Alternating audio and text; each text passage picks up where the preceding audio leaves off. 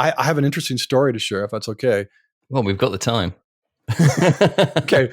Hello and welcome to That Tech Show, the show that reveals the magicians behind the magic that is everyday technology. And this week we're talking with James Fair, a man who has 35 years of experience under his belt, working his way up from IT support to Senior Vice President at Executech. But what's probably most interesting is his work in Utah-based Feature Films for Families, a Mormon production company based in Salt Lake City, and his voiceover work. So that and much more. So let's get straight to it. Here is James Fair.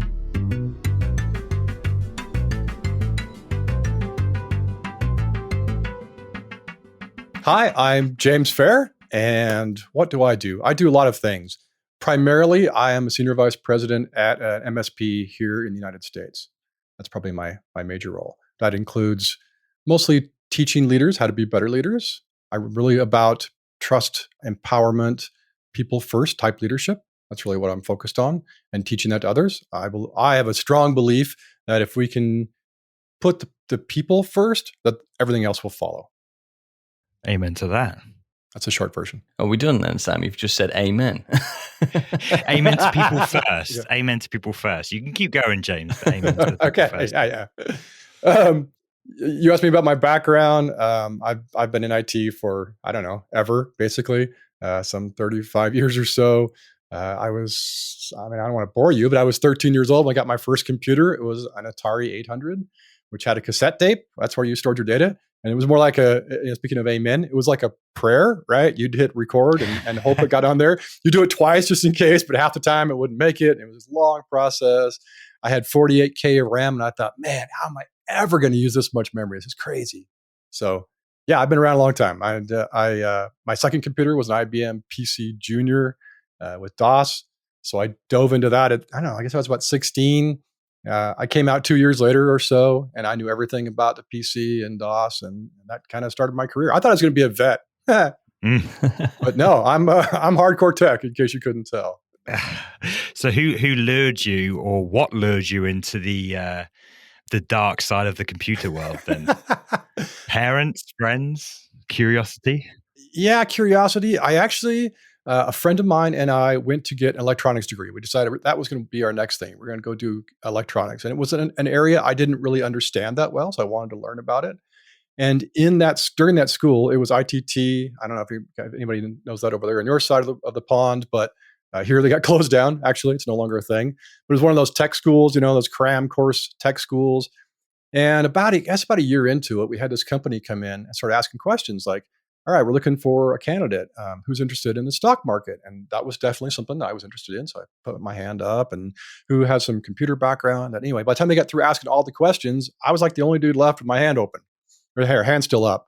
So like, all right, come apply. Interestingly, side note, I was 20 minutes late to my interview, and I still landed the job. I must have talked my way out of that one, but... And that was my lead into tech. It was like I had planned to do other things, but I had this childhood background of being in tech. I just needed a piece of paper that said I could do it. I was going to say, this wasn't at 13 you were playing. No, this was much later. Yeah, this was 18, I guess, when I got my first gig. Yeah, but like, how did you get your first Atari? Like, what was... That was my parents. Yeah. Were you clamoring for that? Was it like, I've got to have an Atari? Yeah, a friend of mine had his parents had bought him the Atari 400. He was my best friend. We go over there, and I was just like, oh, this is amazing. And so I went back to my parents and pleaded, and they were snobs. So they upgraded me to the Atari 800, which was the upgraded model of that actual keyboard and dual cartridge slots from the Atari, that kind of thing. And then my mom and I were at, I don't know what was around back then, something like an Office Depot, and I ran across a book that said, "Teach yourself the basic programming language." And I'm like, Mom, I'm going to have this book. And I did. She bought the book for me. I taught myself BASIC. I was hammering away at code at age 14, trying to convert that. I wanted to make games, of course. I think most kids do. And I could not jump from BASIC to machine language programming. That was a little bit much of a jump. But I had a couple subroutines that do stuff like move a ship-looking thing around. And were there many people around you that were also trying to use the Atari to do some basic programming? No, I was the only one I knew. Must have been a lonely time. Yeah. Well, the life of a nerd, right? So You know what I mean, though. Like at that time, you must have been. It's all done by magazines, I guess. You're waiting for the next thing to come out so that you can go and try and type it in and program it. This is what I hear. I mean, it's a bit before my time, I guess, to a degree. But Yeah, I'm old school, right? The stone tablets came out. No, the library was a resource sometimes, but yeah, magazines. What like, ooh, that looks interesting. I'll go pick that up and try that and plug away at that, and mostly just kind of like on my own. I try to, how can I do this? And I mean, how did you deal with like debugging at that time? it was tough, but I learned debugging early on. I learned to put in steps and print statements every other line until I figured out where it was getting stuck. So I got really good at troubleshooting actually and debugging.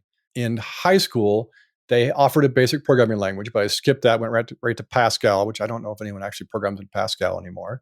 That's an old school language. I think it might still be around because they do like a language report every year, don't they? I think it was definitely still in the list. It was like top 100 or something, wasn't it? It's still there, I think. I'm not sure how high up. I'm going to do a quick check. It's a GitHub repo, isn't it? That shows that list, isn't it? It might be. So you're gonna find the data there then. I'm just going to yell out a number, and you know what I mean. So did you get to Pascal as soon as you went over to the DOS system for your IBM Junior? No, that was at school on the Apple IIe's actually. All right, so move over to Apple level programming then. Yep, Apple programming. Then when I went to the electronics school, I learned assembly. Actually, I decided to tackle. Oh, I'm going to write a hexadecimal calculator. Yeah, I'm nerdy, dude. That's totally nerdy, I know. But that was my midterm project, and I had no idea what I was getting myself into. If you've ever programmed assembly, it's like 10,000 lines to print something on the screen. It was crazy how much coding it took. So. Yeah. I mean, I did that, and it was one of those early tasks in computer science on my computer science course. I think it probably took about 2 weeks so that we could print "Hello World" or something stupid like that. Right. Exactly. Yes. 11. 11. Nice. Apparently, it's gone up. 11 May 2022. Delphi and Object Pascal. So I don't know what that means, but I've searched Pascal, and that's the only one that comes up. Delphi sounds familiar. Yeah. So it's coming up as 11th, Object Pascal. That's got to be an evolution of it to make it object-oriented, surely. That's my guess. So to get from the early 80s to where we are now, what's the journey? The evolution. So my first, second tech job actually was for a film company here in Salt Lake City, Utah. They were kind of not nearly as large, but a Hallmark competitor. They were making family-friendly movies. And that was my first tech job. And that was my first intro to how not to lead. I mean, I hate to bash on my previous employer, but that guy, it was like everything you learn about leadership, he was the opposite. He was overbearing and dictatorial. There was another guy and I started the same day, and we were afraid to touch equipment. Like, even if we knew what was wrong, it was like, I remember one day the whole company went down. You were talking a couple hundred people were down. Phones are lighting up. He's nowhere around. I go in the server room, and it's pretty evident from this big switch array. All the lights are stagnant, right? They're static. They're not changing, and that thing is always flashing like crazy. I'm like, I found the problem. I look at my buddy, and he's like, I'm not touching it. And I'm like, we were afraid to touch equipment, right? So I'm like, well, he's not here. I'm doing it anyway. So I unplugged it, plugged it back in, and the whole place came up. But yeah, I have an interesting story to share if that's okay. Well, we've got the time. Okay. So around Christmas time, he had decided he wanted a raise. And being this wonderful personality that he was, he went to the CIO at the time, I believe it was, and demanded a raise. Like, you got to pay me more money. I am totally worth it. And they declined. And he was like, that's it. I'm going home for 2 weeks. I'm going to prove to you that you have to, you need me. You're going to pay me or I'm not coming back. And for 2 weeks, he was gone. So for 2 weeks, my buddy and I, we scrambled like crazy. Like, here's an opportunity, right? So we worked, 14-hour days, 6-day weeks. My wife at the time actually thought I was having an affair because I was gone so much, which I wasn't. That would have been a much nicer way to spend my time. But I was, we were working around the clock and we got things fixed. We got all those problems fixed, got all these things working. And 2 weeks later, sure enough, he came back and he's like, all right, you guys want me back now? You're going to pay? And the CIO said, no, actually, you can just stay gone. Wow. And boom, that was it. Yeah. So that was my introduction to how not to lead. That's incredible. Got lots of great lessons in that one. How I was going to do things differently when I learned to lead people. That was for sure. And so you said this was in Salt Lake in Utah. Yes, sir. Is that where you grew up? I grew up all over. Dad was in the weather service and the Navy, but I spent most of my, like from 13 on, I've been in Salt Lake. Yeah. So with Salt Lake being, because I don't really know, the only thing I know about Salt Lake City is obviously that it's a functioning theocracy, in the sense that, Indeed. it's Mormon. Does that have any effect on technology? Because I don't obviously we're in London, we've got no context to that. I'm just wondering what it's like to live there with technology as an industry you're focusing on. I would say it creates a lot more honest people. We get a lot more people who are, I mean, it's a whole separate story, but unfortunately, we're a little naive because of that. So there are things that go on in the underworld. I did a Citizens Academy with the FBI here and learned a great deal about how kind of gullible we are. But in general, it's totally true. That would be the only impact as far as tech goes. I mean, I had personal experience growing up in that. But as far as the technical world goes, I don't see much difference, really. That's really interesting, though, because obviously you mentioned as when you were doing the intro about being, in cybersecurity. And so does that sort of almost gullibility, does that have an effect with the cybersecurity side of things? Yes. Yeah, that it does. Yeah. It sounds like there's a lesson learned here. Yeah. So I joined what's called the FBI Citizens Academy. You have to be nominated by somebody else, and you go, and it's for 8 weeks, I believe, or 10 weeks. You go once a week, and 3 different department heads at the FBI do presentations on what their department does. And the very first presenter, or the very first day I was there, was about prostitution and how they draw women in, how they keep them. And it was just awful. It was so horrible. I almost never went back again. I'm squirming in my chair the whole time going, I don't want to know this stuff. I'm going to go back to being ignorant, please, and they were illustrating very clearly how Salt Lake City in Utah is part of a corridor. We have a large freeway that comes down from the south into Southern America, South America, and other parts up through here. And because of the theocracy, as you mentioned, we tend to be very blind to it. We don't know that's going on.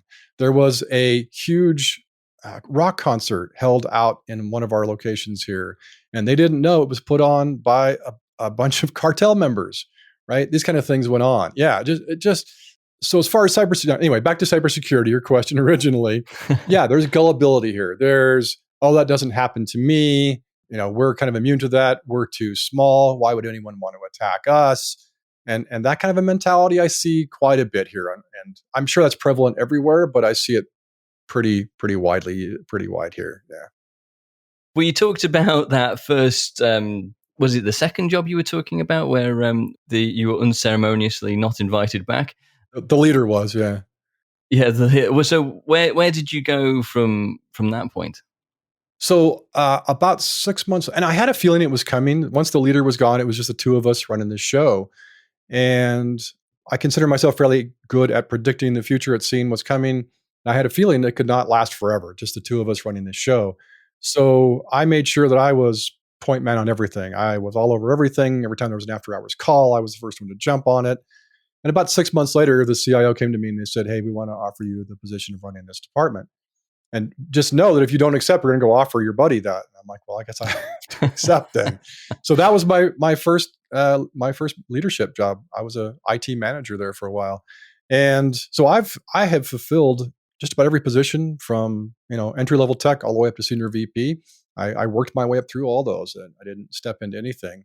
So I was IT manager, and they kept throwing other things at me. Here's some telecom, here's cybersecurity, here's database administration, storage, and I just kept getting all these things thrown at me. And then eventually that company started to kind of decline. They didn't do so well. They had some run-ins with, anyway, won't get into that. Then it was time to go elsewhere. Now, I'd been an IT director for a long time, and so I thought, I've been an IT manager for a long time, and I thought, director is my next iteration, right? That's my next rung up the ladder. So I want to be a director. And I focused so keenly on finding a director level job that I forgot to pay attention to the company. And I ended up at a place that was, again, kind of a miserable, that that place was fantastic. It was just the leader was bad. I want to be clear on that.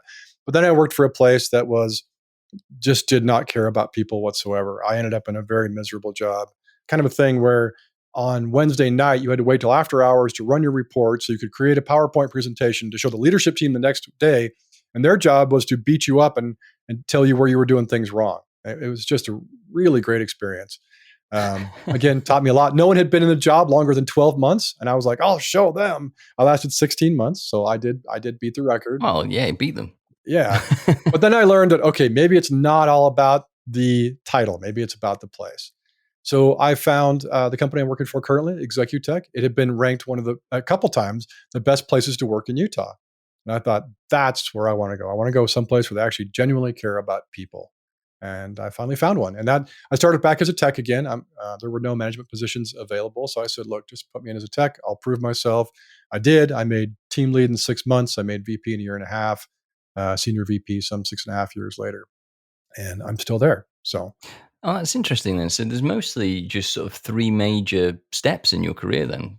Technically, yeah. So that first one that you were at then, that feature films is it feature films for families? Am I right with that one? Yeah, I don't know how you caught that. I was like, wow, did I say that? I don't think I said that. You're good. Yes. LinkedIn's open. Yeah, okay. All right. I may also have other notes to my hand. Just magic, you see. But you said that's like a competitor to Hallmark then. So, I mean, how long were you there? 20 years I was there. I was there a long time. I thought I was going to be a lifer there. Yeah. It was neat to work for a place that removed, I realize different countries have different tastes for those, but removed any graphic violence, any nudity, sexuality was removed from any movies, and they were shipped out to customers who would purchase these. And it felt good to work for a place that created, rated G movies for kids, and it had lots of morals in them. In fact, at the back of each movie, there'd be 4 questions you could talk to your kids about, right? Spark conversations about these things. Because my buddy was working for a game company who made Mortal Kombat. So we'd compare notes like, what do you do for a living? Oh, I create Mortal Kombat game. What do you do? I create rated G movies, right? So I felt better about what I was doing. It seemed like opposite extremes, those, I think. Yeah, for sure. Interestingly there, I ended up going down a path of doing some voiceover work unintentionally. I did, yeah. So one day the phone system just had a meltdown, and all the recordings for the interactive voice response system were gone. And the voice actor they normally hired, he was on vacation. So I'm like, well, I got to do something. So I just recorded some. And the next day the CEO called me up. He's like, that's it. From now on, you're the voice of feature films. And I did all the voice recordings. I was, when they would switch DVDs, they invited me to go into the studios, and I would read those 4 questions I mentioned. So I started down this voiceover path as well, and became kind of a speaker, and which was like, I was an introvert. I was an IT guy and a total introvert, right? So it was utterly terrifying for quite some time. It actually still is, but I love doing this stuff now. I still get a little nervous about it, but. So how many voiceover roles has this led to then? I did a bunch of work for some charities. So the American Diabetes Association would come every year, and I would do their voiceover announcements for the whole place. It led to being a lot more comfortable during meetings, certainly leading meetings as a manager, and then leading trainings. As Executech grew, would do a lot of the trainings for the groups, and it'd be 100, 110 people at times. There's a big difference between recording in a booth or similar for recording like IVR voiceovers for telephones versus doing a presentation in front of 100 or a couple of 100 people. Like, how did you get from the I'm just sitting in front of a microphone and preparing and potentially reading this several times to I have now got one shot to do this in front of a few hundred people who I probably feel are judging me? Yeah, probably were. That's a good call. Not without a great deal of sweat, that's for sure. To this day, I am still nervous to speak. Sometimes I don't sleep the night before, but I love doing it. And so I do it anyway. And really, it was a process of kind of wearing down my fears. Now, it started out with one big event. I was at a work event at Future Films, and I hadn't been the IT manager very long. They had a company get together, and there were a bunch of speakers. And suddenly they called on me and said, "Hey, will you come up and speak about this tech change we're doing?" And I had never really spoken in front of a group like that, not cold, certainly. With lots and lots of preparation was how I usually would deal with it. I prepare so much that it was wrote in my mind. So when I freaked and blanked, I could still keep going. And this time it was like cold. I got up there in front of them and they asked me this question and I froze. I remember just utterly freezing. You hear about I was so scared I couldn't move or couldn't talk. And I'm like, yeah, whatever. No, it's really true. I experienced it personally. And I remember freezing and just looking out at all these people staring at me. And I'm just trying to get it out and it won't go. And I'm thinking to myself, well, I've got really two choices I can take here. I either got to say something, I got to push through this barrier I've got walled up right now, or I got to be embarrassed and walk back and sit to my seat. They're all going to wonder, why is this guy in charge? And so I did. Somehow I managed to push through that fear that like it felt like a barrier. It really did. It felt like a wall inside myself. And I spoke. And once I got going, I was funny. I had people to laugh. But that was the first real big breakthrough for me. And at that point, it became easier. Obviously, within the tech world, I think there's a lot of introverts. There's a lot of people who don't like to get up and speak or be the center of attention. Are there any lessons there that you can share with our listeners who may be in a similar boat of wanting to broaden their profile or do that thing of speaking at conferences or whatever, but just can't get over the stage fright? Yeah, I call it pushing on your fears. I believe, our fears are like a wall. I've got two great fears. It's like public speaking was number one, and I've clearly pushed through that one, and heights is the other one. And the only way through these, they're not going to go away on their own. They're not going to disappear if you just leave them there. So the only way is to work at them. You got to chip away at this wall over and over and over and over, dozens of times, hundreds of times, whatever it takes. Sometimes you can do things like that event where I knocked it down a pretty good segment of that wall. And sometimes you're just chipping away at tiny pieces of it. But the point is you got to keep pushing on that fear because it's never going to go away on its own. I tell a story where my son, we went to there's an event center here and we took the kids. It was a kids thing. But I look up and there's this climbing gym at the top. And it's, I don't know, it felt like 3,000 feet in the air. I'm sure it was only like 60 feet up. And my son and his family, they love to climb. So they looked at me and go, are you coming, Dad? And I was like, hell no, there's no way I'm going up there was my first response. And then I thought, here's an opportunity to push on that fear. So I go, yes. And I buckled in and I went up there and it was utterly terrifying. I can't even begin to describe to you how I was just covered in sweat, just shaking. And you're completely safe. You were actually attached at the top to this kind of a cable system. But it was simulated, that you could fall. Like the very first thing was kind of this tightrope walk. And it was utterly terrifying for me, but I did it anyway. I kept pushing it and pushing it, pushing it. Eventually I got to the point where I can't do this anymore. And I had to turn around and embarrassingly go back down to the beginning. And then they unhooked me and I'm pretty sure I fell over and curled up into the fetal position for a while. But that day I pushed on that fear, right? It's a little bit smaller. And that's how I would recommend getting through this is you can't let it go. It's not going to get better on its own. You can't convince your way through this. You just have to do it and start small, but just do something, anything. And keep pushing at it, keep pushing at it, keep pushing at it. Eventually, that wall becomes surmountable. You can get through it. You know you're going to be somewhat scared, but you're going to get through it, and it's going to be fun when you get done with it. And then you discover things like I did. Like I love public speaking. It's still scary for me, but I love doing it. Well, I'm getting the impression from what you've said, though, that you're more scared of heights. Yeah. I worked more on the public speaking than I have the heights one for sure. So I got more to go on the heights one. I've done some rappelling and all sorts of terrifying things. But yeah, definitely still need work in that department. When you were saying about getting up on the tightrope or whatever, it's I was thinking there's nothing like trying to not let kids show you up to get over your fear of to motivate you. Yeah. So my nephew had a birthday party and they had all those creepy crawlies and stuff, giant snails and whatever, and tarantulas.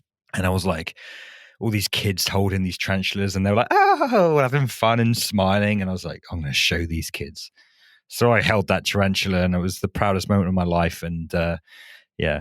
But that you got to keep doing it though, to be more practical about it. You've got to keep doing it because I haven't held such a big spider since, and I don't think I could do it, again. But you've got to look for an opportunity to try it, and you've got to work at it. It's not something that's just going to one and done sort of thing. So that would be my input into trying to get over a fear. Use kids to show up and then keep going at it. Grandkids is a great motivator, I'm telling you. Yeah, my kids are doing it. This 12-year-old's doing it. Why can't I do it? Exactly. Well, these are more like 5. Even better. You're always talking about Webflow. So what is Webflow? Well, Webflow is a platform completely online, completely in the browser, that allows you to build websites using no code, zero code. I mean, it has the potential to build low code websites. That's low code, but its real power is in the no code way of building websites. I don't know, it's fantastic. A lot of designers, I would say, have actually built their careers off of Webflow, which is really powerful, really, because a lot of them weren't able to offer this kind of service.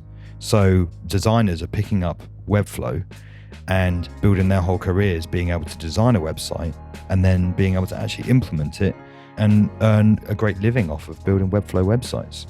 So you want to start up a new company or bought your domain name through namecheap.com, affiliate link down below in the description, then you can link that to a Webflow website and start designing, start building a website with absolutely no code. And they do also have a templating library as well, so you can go out and buy a template to get started.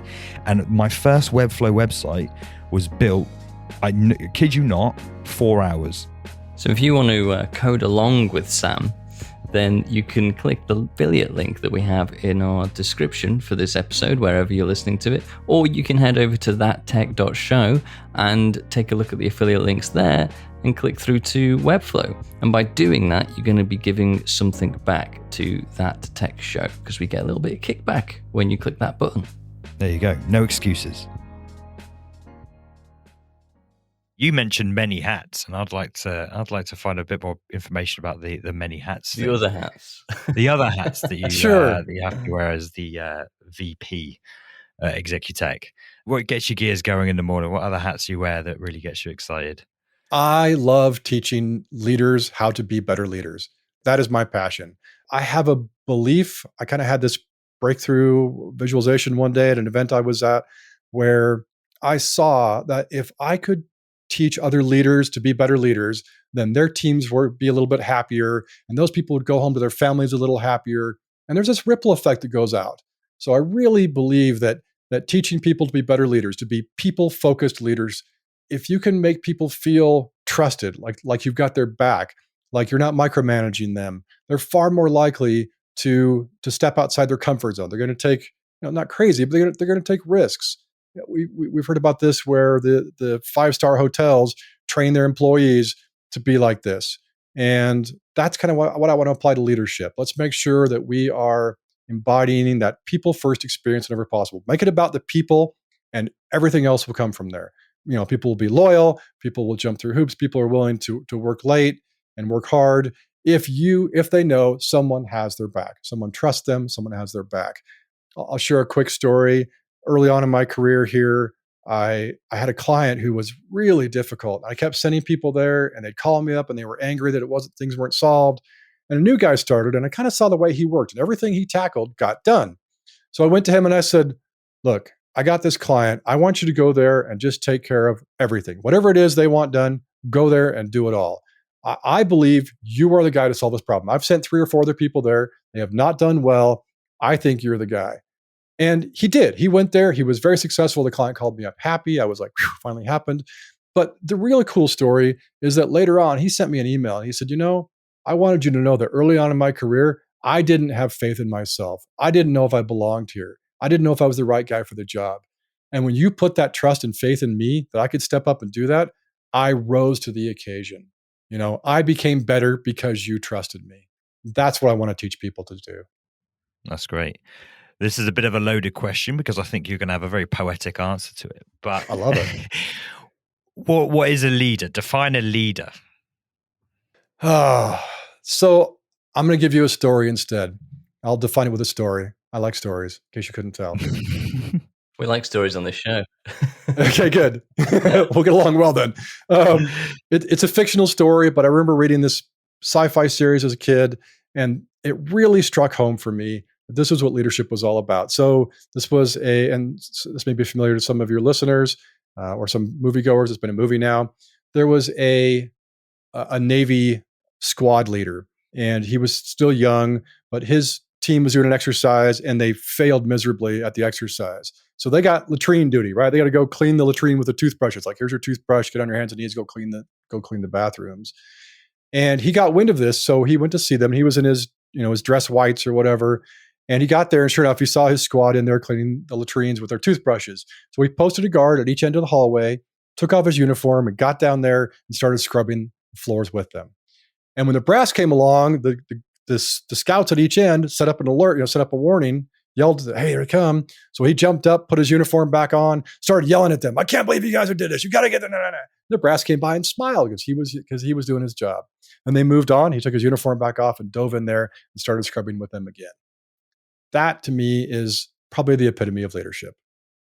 So I'm curious. Earlier on in the show, we talked about your first experience of a bad manager. When was your first experience of a good manager, and what was it that really sort of inspired you to focus on good leadership? Here, I say when I came to Executech, the founder of the company led the way I believed people should lead. I had, I'd built up this list of what you shouldn't do. I read books, but what I took from the books, regardless of the type of book, was how the leaders treated people. Whether it was a movie or a TV series or a book, I was always taking what the leaders were doing and creating kind of a database in my own head of how I wanted to lead people and learning from some of the greats, of course, in history.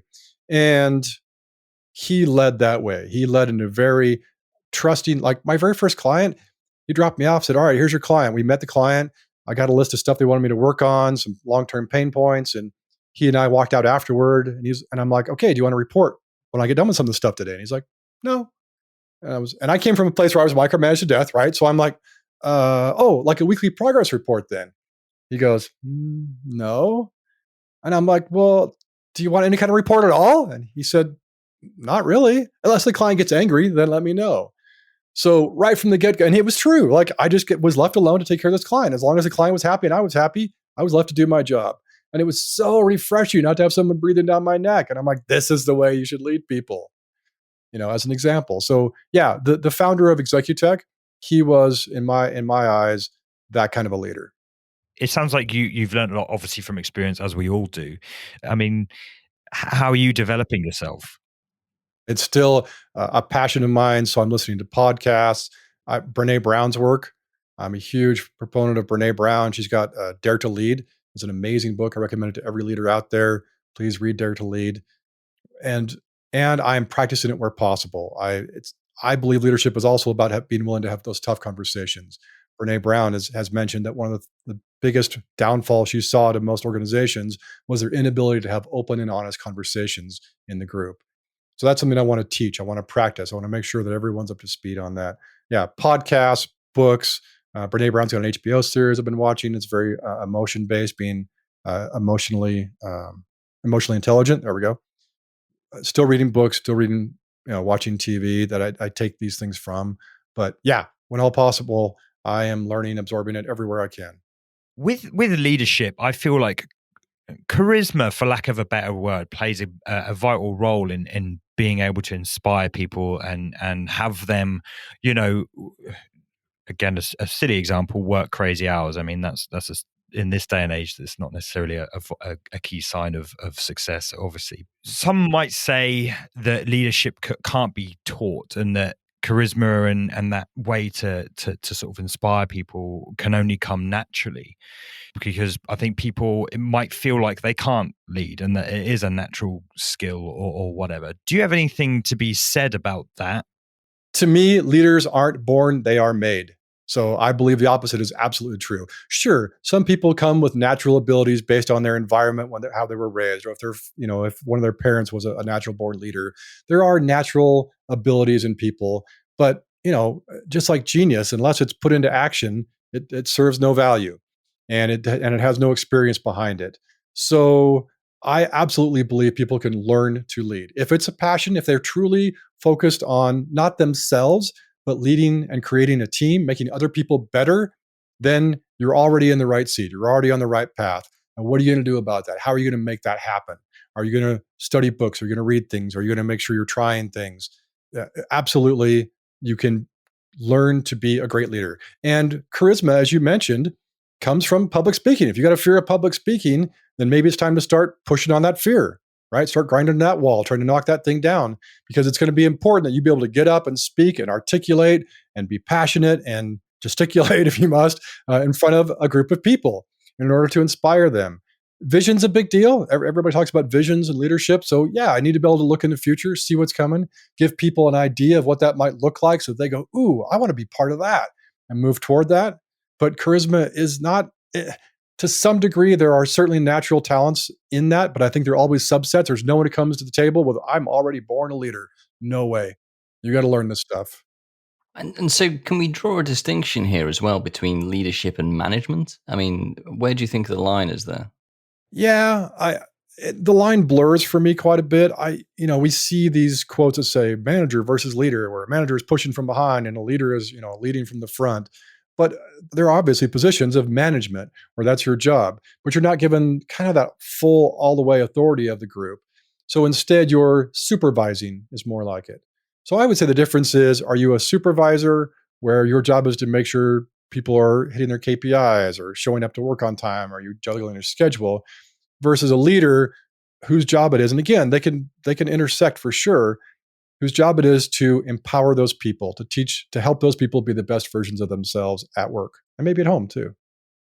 And so, when you're talking about the leadership, do you ever, I mean, how much do you go into the challenges you face at different levels in an organization? Because obviously you're SVP at Executech. So, how do you then deal with the complexities of leading leaders? Because, it'll be much more tiered within your own organization. I'm sure that's something you're teaching as well. Yeah, the team leads, the first level of management of any kind here at Executech, they're dealing with a whole, like you said, a whole different challenge than the directors who are over a series of teams. So their challenges are different. Now, fortunately for me, I've been in all of those roles, so I can speak to all of them. In fact, I'm going to tell you a story again, and you can cut this out later if you want. But I interviewed a guy, and there's a documentary on it. He was a brand new officer out of ROTC, and he was put in charge of the most elite squad in Iraq. And he came to interview us for a job, and I got to interview him. And he told me this, and I'm like, wow, did they listen to you at all? I mean, like, how did you work with these people? They're people like, what do you want, newbie? Get out of here. And he said, actually, I figured out how. And I'm like, dude, you got to tell me, this is amazing. And he said, I spent at least 10 days with every single person learning to do their job until I could do it like they could do it. And then I felt confident in being able to lead them. And I love that answer. I'm like, yes, finally, someone who gets it. You get down the trenches with them, know what it's like. Because otherwise, people look at you like, man, you don't know what you're talking about until you've been in their shoes. Mm. Small little segue to the question I had, which was around actual technical ability in leadership. So it's obvious, like from being led by someone, they garner a lot more respect from me if I know that they have had experience or know what they're talking about. Do you put a lot of emphasis, or do you encourage leaders to be able to actually walk the walk as well as talk the talk? Or do you think leaders can exist with no technical knowledge, whatever the subject matter might be? I believe it is possible for a non-tech to lead techs. It will be a challenge. There is no doubt. As you said, if I'm a tech and some non-tech comes to me and says, this is how you should do your job better, I'm going to be like, have you actually ever done my job, right? So you've got an immediate hurdle to overcome right on there. So again, where possible, go learn their job to whatever degree you can understand it. Go do their job. Go shadow with them. Go see what it's like. So maybe you don't know how to correct the RAID set issue, but you have some idea of what it's like to be in their shoes. Who calls them? What are they calling about? What are they doing? So you can at least speak to that. And the greater the separation between what you know and what they do, I think the more important it is to get in there in the trenches and understand that. So yeah, it's possible, but if you really want to garner their respect, you're going to have to get down there with them sometime and see what it's like. So have you had that then? Have you had people come in and they got their eye on an industry, or they've got their eye on on whatever, and they want to lead in that scenario, and you've had to ask them to get down and dirty? Or are you, hypothetically speaking, if someone was to come in and have no technical knowledge, you would advise them to get down and dirty? A little of both. I haven't had a whole lot of positive experiences of people who are willing to do that if I provided them that feedback. But it is something I would encourage for anyone non-technical leading in a technical environment. And conversely, the folks who are down and dirty, as you call it, probably don't know what it's like to lead. So what if you brought them into your world for a while, give them a taste of it? They're like, oh my gosh, I can't believe these headaches you guys do. What do you do? How do you deal with this? Right. So let's give each other a taste for that. It's super important that we understand and have, it creates a lot of empathy if we can show each other what our pains are, what we're dealing with. And people tend to change what they're doing. If I take a tech guy, an actual or gal, put them in the accounting group for a little while, they're going to see how painful it is to do billing at the end of the month. They're going to be like, wow, I'm going to make sure I provide you more clear billing in the future. I'm sorry for any pain I've caused you. So it's really important we get to know each other's roles. Absolutely.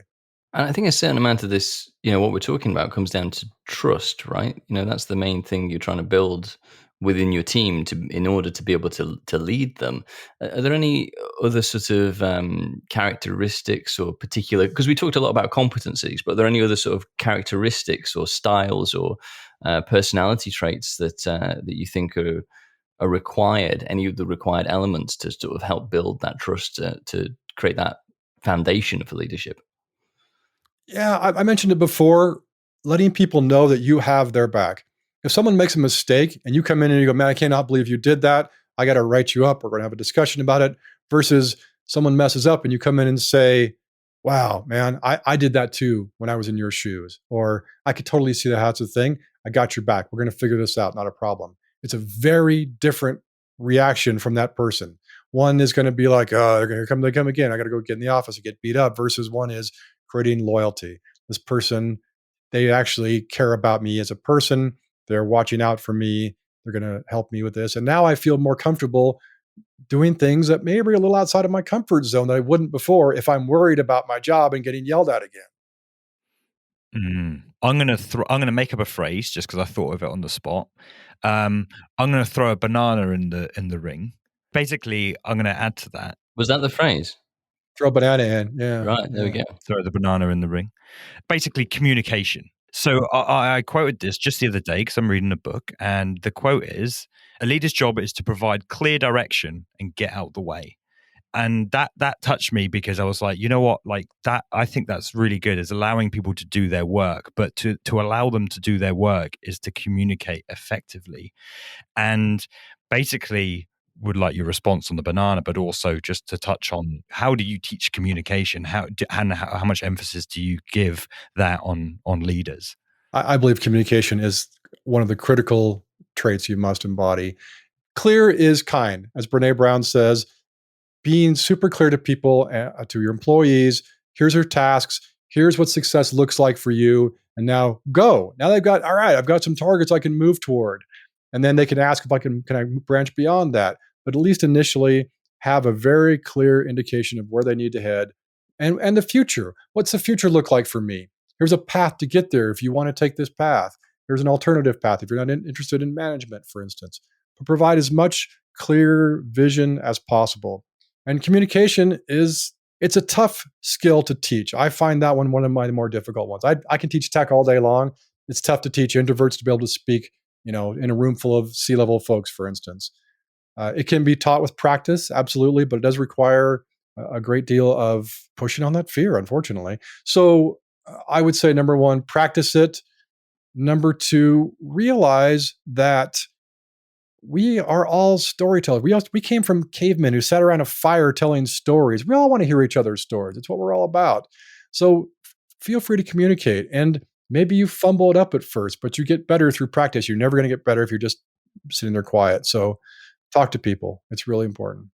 To be vulnerable for a moment, I think I genuinely struggle with communication. I mean, I think that's why that quote, just to finish, it was from Paul Jarvis. I'm reading a book called Company of One, and I struggle with communication. I feel like, there are often times I'm frustrated because someone's done something incorrectly, and truth be told, it's probably because of poor communication from my front. And if my butchering of stories and questions is not evidence of that, I don't know what is from this very episode. But communication is something I really struggle with. And I think I could blame it on dyslexia. I could blame it on the way that my mind works slightly differently. But I'm very much confused. If someone phrases something slightly differently, I just get a brain fart, and I struggle with that. So I'm certainly working on my communication, and it's something I'm definitely looking to try and improve. And the only way I can think of doing that other than practicing is actually just getting feedback and maybe, you know, once you've given that direction,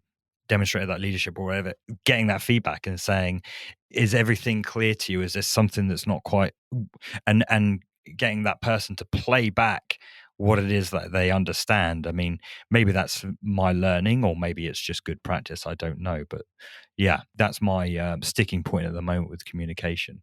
I like it. Yeah, active listening, we'll call it, where I'm going to say something and it feels cumbersome at first, but if you can get to the habit of, you know, what did you hear me say, and hear it back from them, then you get an idea very quickly of how well you're communicating with them, and you know, to some degree, the listener.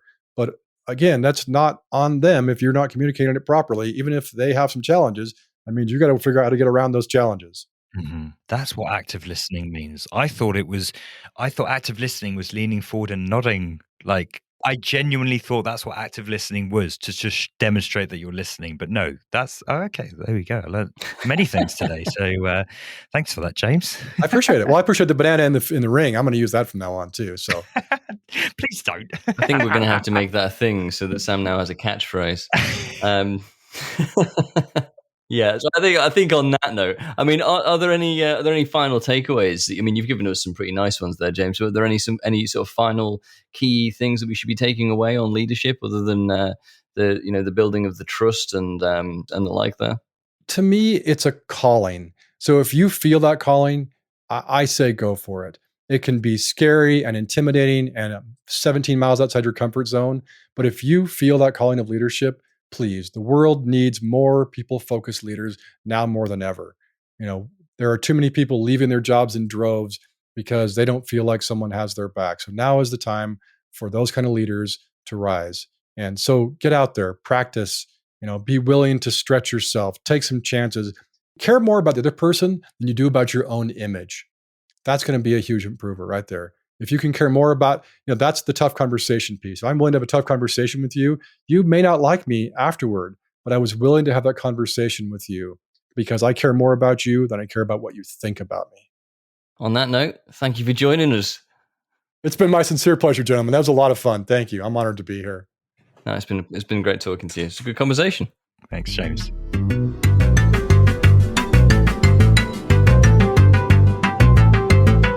So that was a great talk with James. Really interesting, the stuff that he was doing with the film company. I thought that was fascinating. I totally wasn't expecting it. I didn't even know that was a thing. Me neither. Next time, we'll be talking to Harry Brundage, founder of a pretty cool development platform called Gadget that aims to put the speed back into development, helping you build more and code less. He'll be talking to us about that and his experience as director of engineering for Shopify.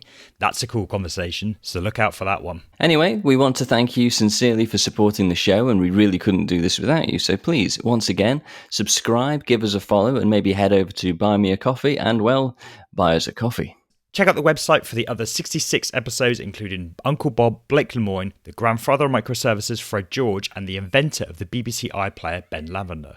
Subscribe on Apple Podcasts or whatever podcasting app you have, and take us with you wherever you go in your earphones. And why not give us a 5-star review on those podcast apps? Follow us on social media and retweet, repost, like, comment, and whatever else you can do to help us get our content to others who might like it. Anyway, that's enough. See you next time. Goodbye. See you next time. Goodbye.